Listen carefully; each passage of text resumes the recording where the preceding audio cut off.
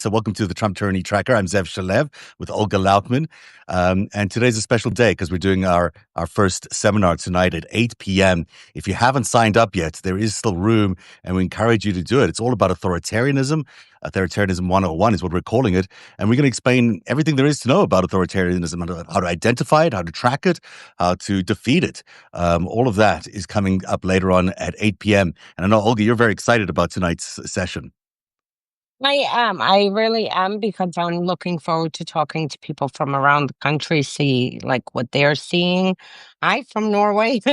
Around the world, never mind the Yeah. country.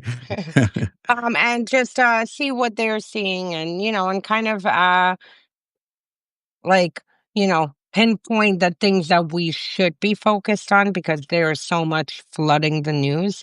I mean, Trump just doesn't give a break, not even for a second. But, about 80% of it we should dismiss, and about 20% is actually what matters to us. And that's what I think we need to focus on. And that's why I look forward to getting into this. Yeah, and if people want to still sign up, what they will need to do is go to either your or my Substacks. It's either at trumptyrannytracker.substack.com or narrative.org, narrativ.org. And then you'll find the post there about it, and I'll put it up to the top of the feed after we do this. But people can sign up there. You have to register because it's through Google Meet. We're not doing it on Substack. It's a separate thing. But that way we get to talk to you directly and see your faces and hear from you directly. So please sign up before. You can't just expect at 8 o'clock to just be finding the link and then going and joining us. So you have to register before. So please do it. It's for paid subscribers. You have to have a paid subscription to either the Trump Tyranny Tracker or Unmasking Russia or to narrative.org. And now it's time for day 135 of the Trump Tyranny Tracker. We're tracking the most significant authoritarian developments in the last 24 hours, and there have been so many. This actually goes back a little further than this, but the biggest story in the tracker today is all about Tulsi Gabbard. Let's talk about Kursk. Let's talk about Let's start with Ukraine because I'm sorry. I should have started. Yes. I was about to race ahead into that. A big day today because they were able to detonate some underwater bombs that sort of at least closed the bridge temporarily. Yeah. Tell us what you know. And quite another coup. It wasn't as big as the spider web, but it's still pretty impressive. I can't wait for the bridge to go boom, boom, honestly. Since the day that Putin drove over the bridge with Rodenberg, who built the bridge, his company, this illegal bridge, I was like, oh, God, this bridge needs to be blown up one day because, it's an illegal bridge. But anyway, to get back to it, following up on what we saw over the weekend and, Ukraine having that successful operation of taking Russia's strategic bombers out. The more I look at videos, the more I keep laughing. They put tires on top of the place. It's very funny. The whole thing is just, it's very well done. It's really well done from a psychological perspective and from a effectiveness. It was brilliant. But then today you had, a big detonations in the Kursk bridge. And hopefully this is, I think, the second or third time that it's happened since the full-scale invasion. Frankly, I'm looking forward. The two things, like I keep saying, I look forward to. One, Putin going bye-bye, and two, this bridge being blown to smithereens because, honestly, any attachment to Russia needs to be destroyed. So that was, temporarily, they did do damage to the bridge. Hopefully there's going to be more follow-up, and I can't wait for that bridge to collapse. It is such an important thing that they've done both in the spiderweb operation and in the bridge operation is to disrupt the ability to bring supplies to the front lines. The bombers were doing a lot of that too. There's a lot of just logistical stuff that has really hurt the Russian army's ability to prosecute this war. What wasn't as much widely focused on Sunday was also that Ukrainians hit a military train rail in Melitopol, which they temporarily occupy.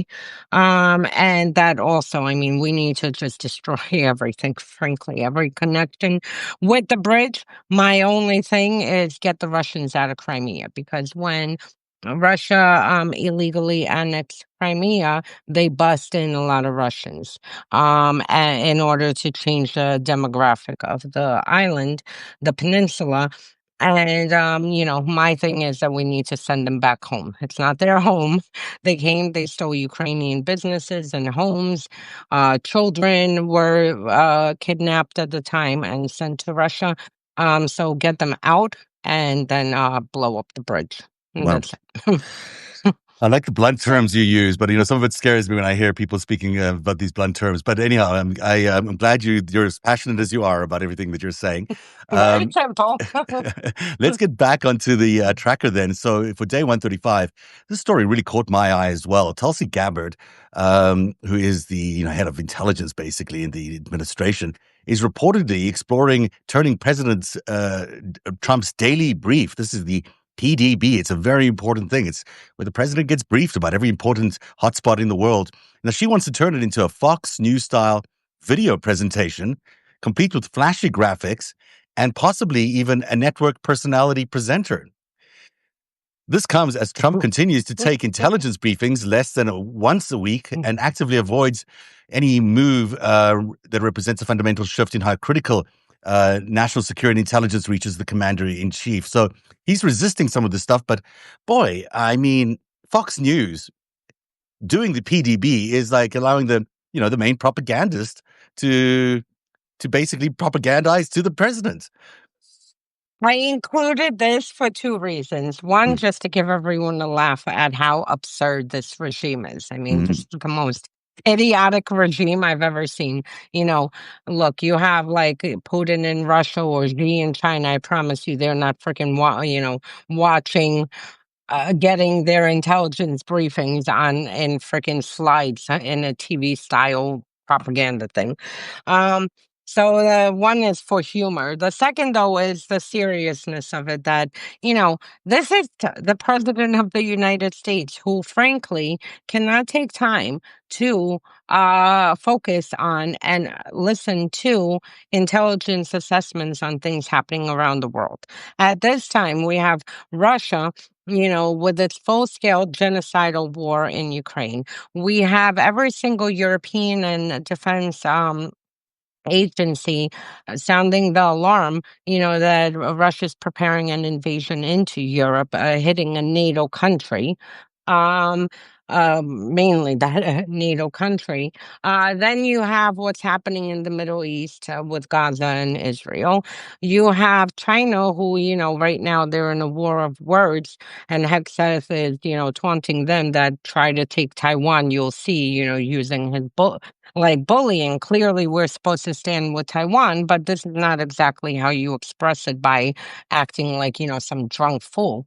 Um, and you have all these hotspots. I'm not even going to get into Africa and what's happening, which is very important, by the way, because since we pulled out U.S. AID, the terrorist organizations, primarily Al Qaeda aligned organizations and ISIS, have been strengthening. And you have Pentagon officials warning that we are primed for terrorist attacks on U.S. soil. And with all of this happening, you have Trump, who can't be bothered to listen to what is happening and the threats, how it affects our national security. And on top of it, you have a Russian agent who wants to create a freaking, new style propaganda slide for Trump to deliver him his briefings, which then means that you're going to have a Fox News propagandist with access to our most sensitive information. Yeah, I mean, that to me is what's one of the most striking things is it's not only that they want to do something in the style of Fox News to convince the president, is that they actually want to get Fox News involved in making the presidential daily brief, which is unheard of. Firstly, there is a complete line separating the state and journalism for a good reason. You need the fourth estate to report on the state, and that's how you get to, objective coverage of them or something even resembling objective coverage, although you don't get that on Fox. But the idea of actually even approaching Fox News to have them consult on how to do the PDB is outrageous. It's outrageous. It's in every way to give them access to that kind of intelligence data ahead of everybody else, and also knowing their abilities to leak because they're famous leakers at Fox News. This is kind of stunning that they'll do something like that. And then with the National Security Council gutted and people who actually give accurate intelligence being purged, I mean, what are we left with? I mean, really, Yeah, and really, what is going to be delivered to Trump? Oh, Putin is great. He's amazing. Zelensky, dictator, horrible. He's the one who needs to be, have actions taken on. Europeans are enemies, AFD, the far right party. Oh, these are our friends. I mean, this is the type of intelligence that will be delivered to let's them. not forget, Tucker Carlson came from Fox News. I mean, that's the quality of anchor they have over there. That's the kind of Russian propagandists they have on the air there. If anyone like that is involved in doing the PDB, that would be quite. Well, let's not forget that there was a producer for Fox News, I believe Sean Hannity, Yeah, who Sean went Hannity's and pretty soon. helped Malofeev's Tsargrad to Yeah, launch the Tsargrad. So, I correct. mean, And he was there's a sanctioned as lot of well for. alignment. Yeah, absolutely. He broke the sanctions and was sanctioned by the Treasury Department. I don't remember his name, but you're right. It was Hannity's producer. Hannity's also well known for, conferring with the Kremlin on occasion. Yep. Let's move into the second story of the day, which is about the pro-Trump reporter at the OAN has been fired, which is kind of an unusual thing because they don't normally do that. But we'll find out why in the story, because even pro-Trump media isn't safe from retaliation.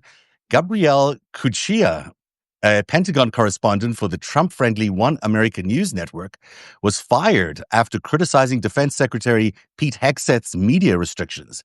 In a Substack post, she accused Hegseth's team of actually leaking more information than journalists while simultaneously clamping down on press access. Her firing came swiftly after the criticism went public. So here's her just criticizing him about policy inside the Pentagon. And even that's not acceptable. Well, this is why I included the story. Frankly, I don't care if she gets fired. I mean, one less propagandist Yeah. there. But the point is, in Russia, it doesn't matter how loyal you are to the Kremlin. The one time that you actually do have a unique thought, you will be either fired, jailed, or have some kind of issues. And this just shows you where, Mega is ushering in this authoritarianism. They think they're safe. They feel, so high and protected because they helped put Trump into office. But they don't realize that dictators turn on anyone. And the minute any of them start questioning something, you will be like this Gabriella. And that's why I included it just for the tactics purpose, because in a dictatorship, there is no loyalty. None. Zero. There isn't any loyalty, but also OAN is notorious for spreading conspiracy theories, for like actually starting conspiracy theories. They're partly responsible for the Stop the Steal thing. There's a sense there that this is really a propagandist arm of the White House and of the Kremlin, and it's kind of unusual that she didn't know that she couldn't criticize Hegseth. I mean, you'd think that would have been implicit in being Yeah. hired there, but maybe. And they are also worked with Russian intelligence during the 2020 election against the Bidens. So, I mean, there's also another alignment, They went with Rudy including to Ukraine. yep, They're like, and let's go for it. to see Firtash in Right. Vienna, who is, one of the main movers for the Kremlin. So, I mean, there's a lot of intersection again. It's nonstop Yeah. between Russia, the far right, and this. But it just shows you no one is safe. And this is, why I brought it up, because frankly, for me, like I said, I couldn't care less what happens to her. But this is a very, very, classic tactic in authoritarian regimes that no matter how much loyalty you exhibit, the minute you criticize or question, bye-bye. There's Maybe Tulsi Gabbard can hire her to do the daily brief. She's out of work now, so she might be the right person for it. Our third story shows Trump wielding economic weapons against corporate speech. The president has threatened a 25% tariff on iPhones and 100% tariff on toys after Apple and Mattel CEOs announced business plans that conflicted with his domestic manufacturing agenda. Apple mentioned moving some production to India, while Mattel warned that tariffs would increase toy prices, both statements that apparently warranted immediate economic retaliation threats from the president. Welcome to Russia, Mm, where where the regime tells private businesses, dictates the terms and how they should function. I mean, this is extremely troubling because, look, we'll see what happens whether Trump follows through. But even the fact that he is going, and we've seen this time and again over the past few months, going after private universities, private companies. I mean, the reason that America has one of the strongest, well, if had, I'm not sure has anymore, strongest economies and was so trusted was because one, we had the rule of law. People can easily trust to open their businesses here, invest in this country, knowing that, it's not a banana republic and that if you piss off the leader, you're going to end up having your assets seized or some kind of retaliation against you.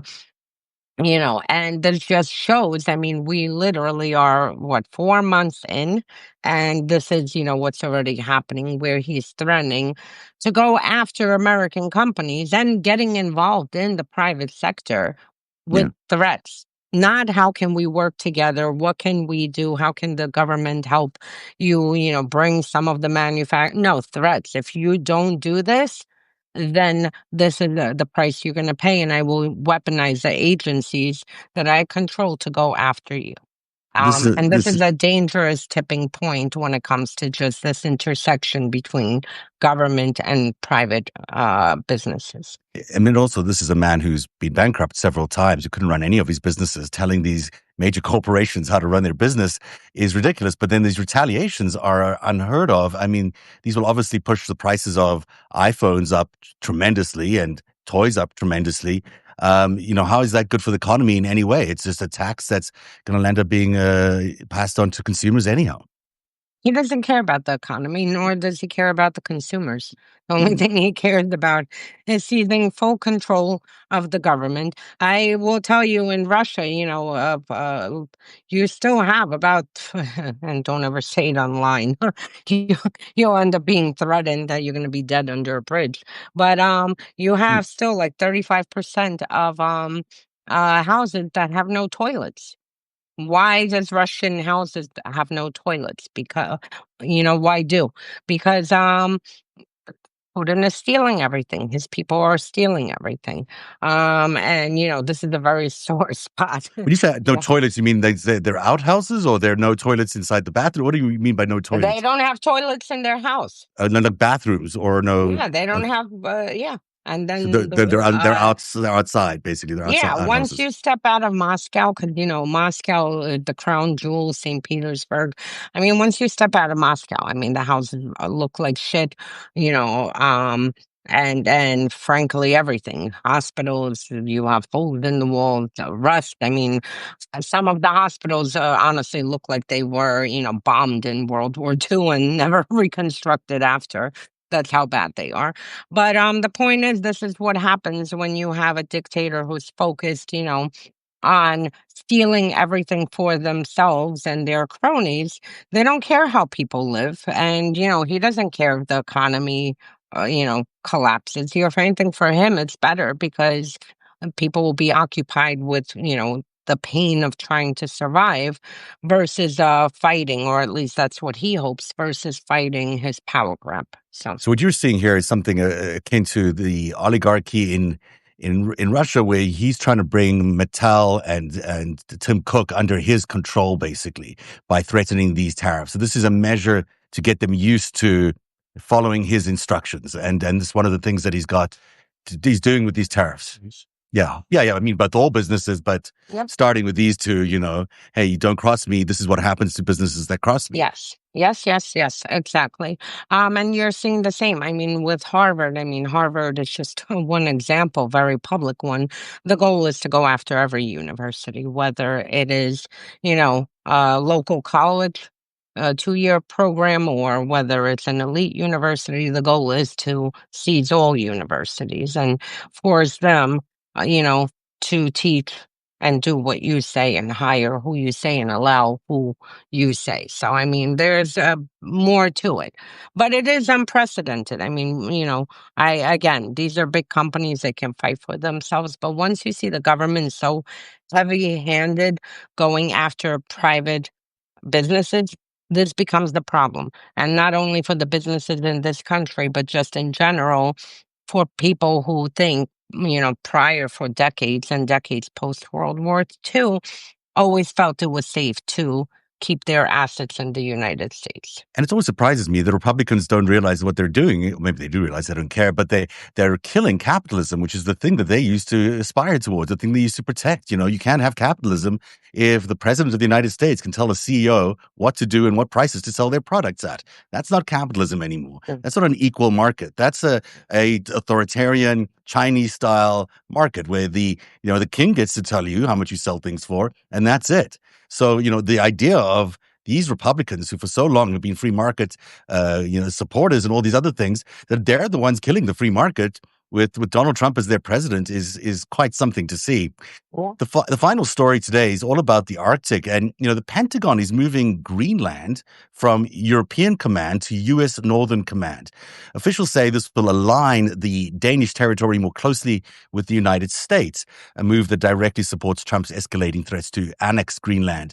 The command restructuring is expected to happen this week, giving military backing to what many saw as empty territorial bluster, but we never saw it as that. I mean, it seems to me like he really is after Greenland, and whether they like it or not, they're going to be in the North American sphere of influence directly. I mean, again, this is according to Trump's, vision. They will because he's moving it within the Pentagon, like that area. But the bottom line is, it is extremely serious, because here you have, and I keep repeating this. I mean, the first two countries Trump attacked when he came back to power, threatening to an invasion or some kind of military force, is Canada, who's an original founder of NATO. And Greenland was under the protection of NATO, because of Denmark. The fact that he's going after our NATO allies and at the same time, throwing insane tariffs against European countries, and at the same time undermining, NATO and saying that, US will not meet its obligation if an Article 5 is pulled. I mean, this just shows you how crazy, what his intentions are. And I mean, Greenland is a sovereign country. I cannot believe that I'm going to have to be screaming about Greenland just as much as Ukraine, because this is a total Putin move. I mean, only Putin, like, throws a dart and it's like, oh, my country. And that's it. And in his head, he'll even go change the constitution and say, this is my country. That's it. Now, there's always been a And base up in Greenland, and that's probably what they mean in terms of like how they're defining it in terms of operational zones. There's a base up there. They're probably moving it from European to. You think it's not? Think it's a. no, I think it's more serious than that because also European officials are alarmed that the CIA has been spying on Greenland and obtaining information basically on their, local movements, the politics, this, that, and that. No, they're looking at what they're doing, what Putin did to Crimea before he launched his full-scale invasion. This is what this is being set up for. I mean, and can NATO do anything? Of course, you're going to have the French and, the British fighting Americans in Greenland. I mean, Macron already said if the U.S. launches a military invasion into Greenland, that, the French are going to defend Greenland, as will all other Europeans. So, I mean, Trump is trying to put us on a track to fight our European allies and Canadians at the same time as you have, Russia who's threatening. I mean, there are threats that Russia's going to move further into Europe. So I would Well, take it very seriously because I mean, there's a lot of movement around Greenland, and again, we have been working with Greenland forever. We have a military base there. There has always been intelligence sharing and, joint partnerships. We've had no issues. Trump just woke up and said, I want to own this territory. Well, it's not your country to own. I want my neighbor's house. Doesn't mean I can you have get to my do it. neighbor's. It's house. interesting when Yeah. Vinod Carney was elected prime minister in Canada and took such a tough anti-Trump stance. It became much clearer that Greenland was going to be the bigger target because he can't have Canada. Clearly, Canada is not giving in any way. So he's going to go after Greenland in a much bigger way in order to gain access ultimately to the Arctic. This is all about the trade routes and about controlling the Arctic, and it's certainly something that Donald Trump thinks America should have, along with these other sort of imperialist goals. Why I say, that since NATO is going to be problematic, over the next few years, as long as we're hijacked here, that's why I say that, Canada, Europe, Ukraine, like Ukraine, all of Europe, South Korea should just form their own military alliance, Hmm. something that they can work together, protect each other in different spheres. Because, I mean, America right now is, it's like Russia. Yeah, it's really, really interesting. The G7 is next week or whatever they're calling it now. That'll be interesting. It's happening in 2 weeks from now in Canada, in Alberta. It'll be interesting Yeah, to see how they that. invaded, Yeah, they invaded, they invited, uh, Zelensky, I yeah, know. and Trump will be there apparently. So we shall see it. It'll be an interesting meeting. Yeah. That's the Trump Tyranny Tracker for day 135. We will be back tonight at 8 p.m. for part one for the first seminar in our summer seminar series on authoritarianism 101. And tonight's topic is all about, what is authoritarianism? How do you really identify it? So we'll see you tonight at 8 p.m. only for paid subscribers. Become a paid subscriber if you're not yet at trumptyrannytracker.substack.com or at narrative.org, narrativ.org, and join us tonight for part one of this really interesting seminar series that we're doing. And that's the Thank show for you. today. Bye. See you later, Olga. See you later. Bye.